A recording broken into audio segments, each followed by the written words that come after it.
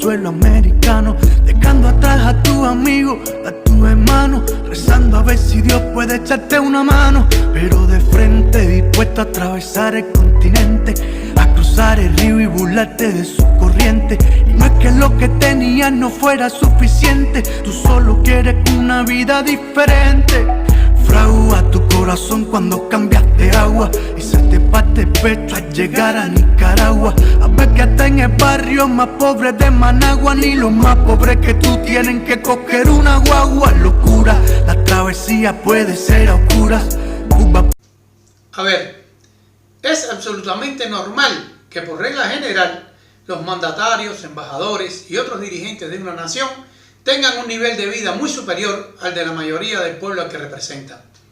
Es muy común ver a dirigentes elegantemente ataviados representando a países donde los niveles de pobreza y miseria son muy altos, y eso a nadie le asombra.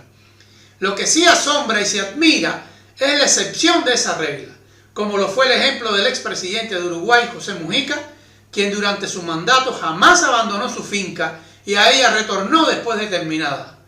Nunca habitó ni se agenció un palacio, ni se rodeó de la opulencia que caracteriza a esos mandatarios.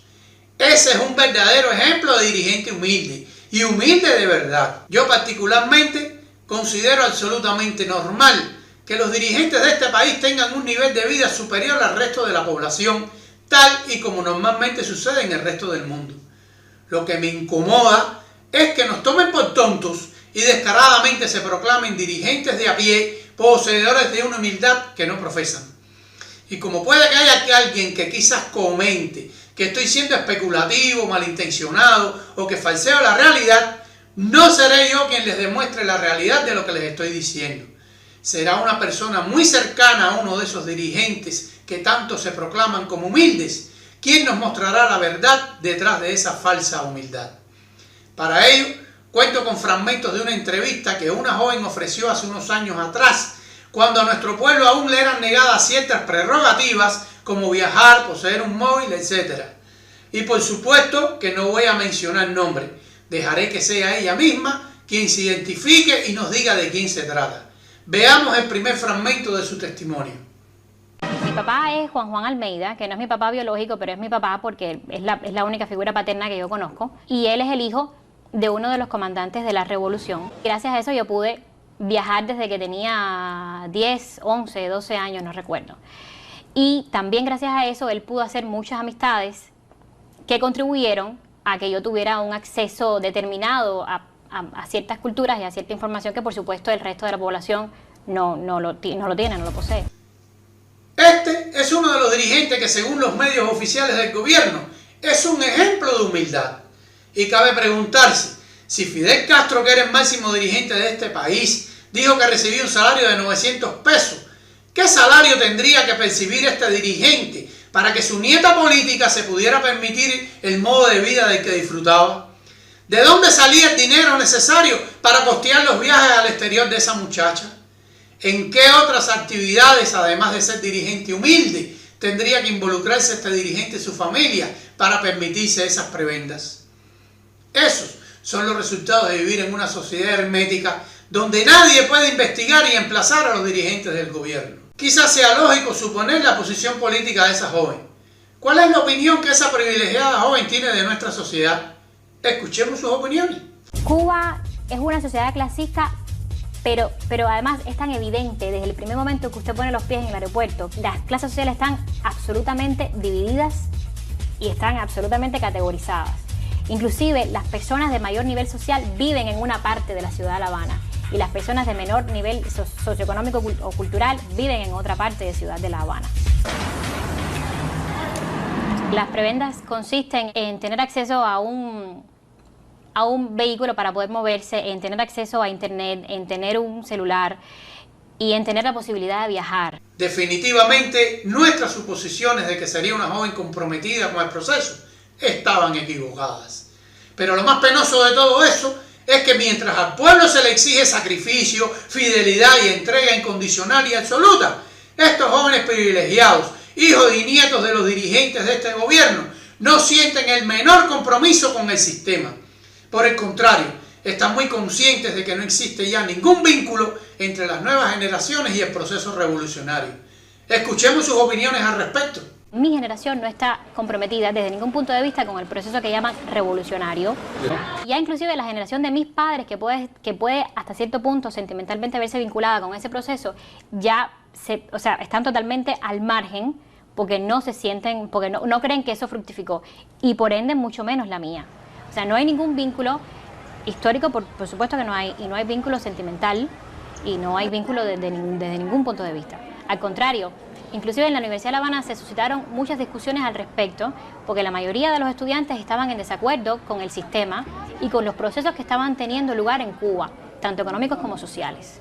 Y los profesores tienen un compromiso moral, tienen que cumplir con ciertas regulaciones dentro de la universidad, pero la mayoría de los profesores universitarios son jóvenes, y justamente por ser jóvenes y por estar más cerca generacionalmente de nosotros, pues coinciden muchas veces las mismas reacciones, además de que sufren las mismas necesidades. Es imposible estar en contra de algo que golpea a uno todos los días. Yo he llegado a la conclusión de que vivimos inmersos en una obra teatral de ficción cuyos actores representados por las organizaciones políticas y de masa del sistema ejecutan un guión que transita desde la humildad de sus dirigentes hasta la fantasiosa fidelidad y compromiso del pueblo y sus jóvenes con el gobierno. Pero como toda obra de teatro, tarde o temprano el telón debe caer. ¿Sabías que Fidel Castro, el líder revolucionario cubano que promovía igualdad y justicia, vivió rodeado de lujos y extravagancias que pocos imaginarían? Aunque en público defendía una vida austera y en contra del capitalismo, su vida privada contaba otra historia.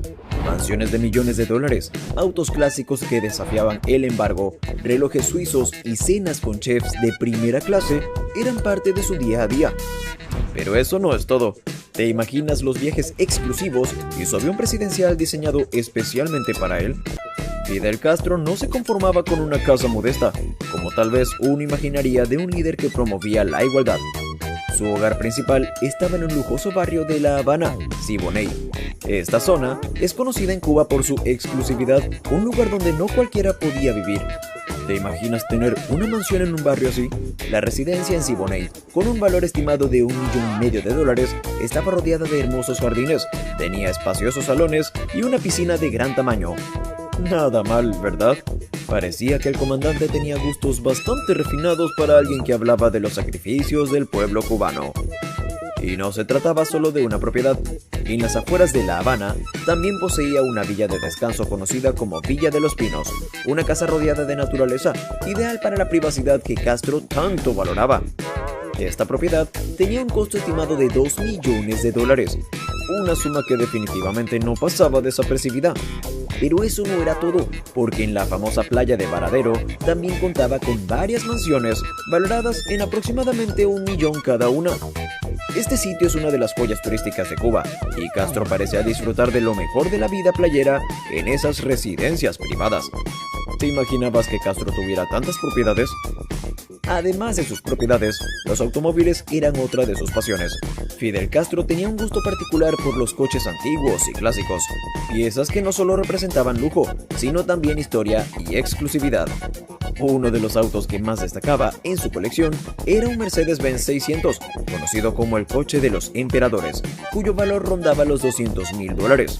¿Te imaginas lo que era recorrer las calles de La Habana en semejante auto?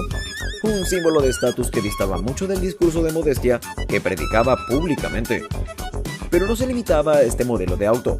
También poseía varios Cadillac de los años 50, vehículos americanos que eran sinónimo de lujo y estilo en su época, y que a pesar del embargo de Estados Unidos, Castro logró conservar y mantener. Estos autos representaban una curiosa mezcla entre su rechazo a Estados Unidos y su aprecio por sus bienes de lujo. Además, se le conocía por tener algunos Chevrolet de 1956, cada uno con un valor estimado de $50,000. Increíble, ¿verdad? ¿Hubieras pensado que Castro tendría una colección de autos tan impresionante?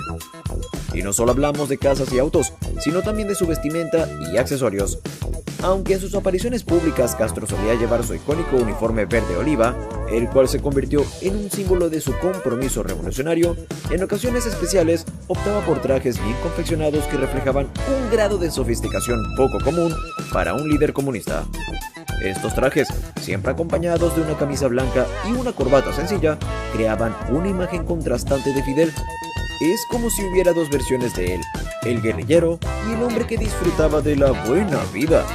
Además de sus mansiones, autos y su distintivo estilo de vestir, Fidel Castro también tenía un gusto especial por las joyas y los relojes de lujo. Aunque a primera vista uno podría pensar que este revolucionario no se preocuparía por tales detalles, la realidad es que, en más de una ocasión, se le vio luciendo costosos relojes de marcas reconocidas. ¿Quién hubiera imaginado al comandante usando un Rolex? Pues sí, varios modelos de esta marca suiza formaban parte de su colección personal. El valor de estos relojes oscilaba entre $10,000 y $100,000, lo que resulta llamativo en un líder que criticaba el lujo capitalista. Pero claro, estos detalles no eran algo que mostrara en cada aparición pública, solo en eventos puntuales. Las joyas tampoco faltaban en su repertorio de lujos.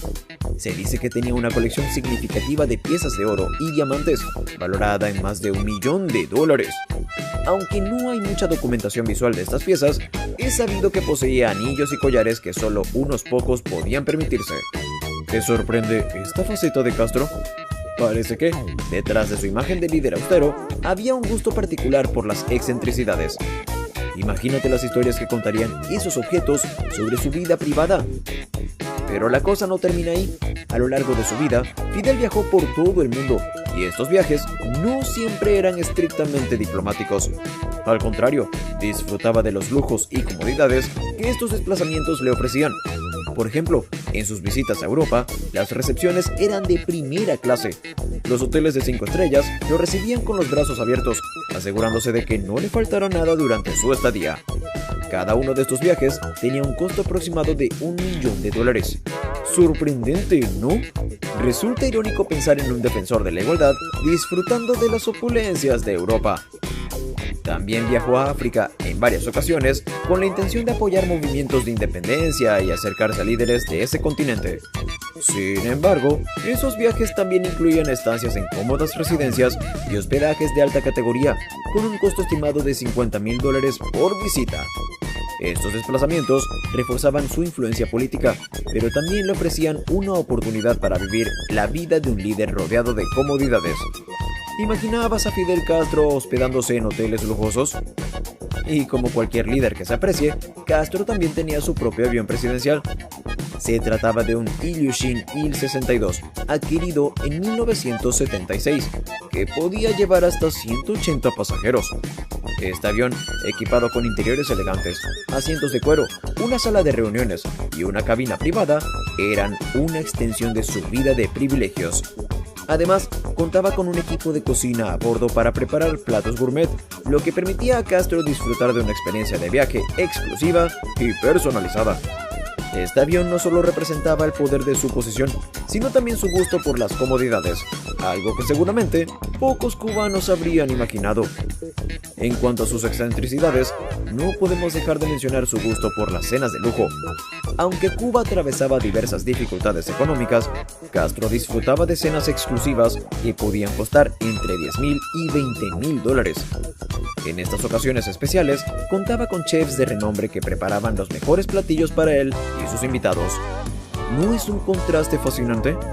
Mientras que muchos cubanos lidiaban con la escasez, el comandante se daba el gusto de saborear manjares en sus cenas privadas. Otra de sus grandes aficiones era el tabaco, especialmente los puros cubanos, símbolo de la cultura de su país. No se conformaba con cualquier cigarro. Los suyos eran de la mejor calidad y el costo anual de sus puros llegaba a los $1,000. Esto puede sonar insignificante para algunos, pero para la mayoría de los cubanos representaba un lujo inalcanzable. Es interesante cómo un pequeño detalle como este puede reflejar la dualidad en la vida de un hombre que predicaba austeridad y vivía entre opulencias. Que tu futuro es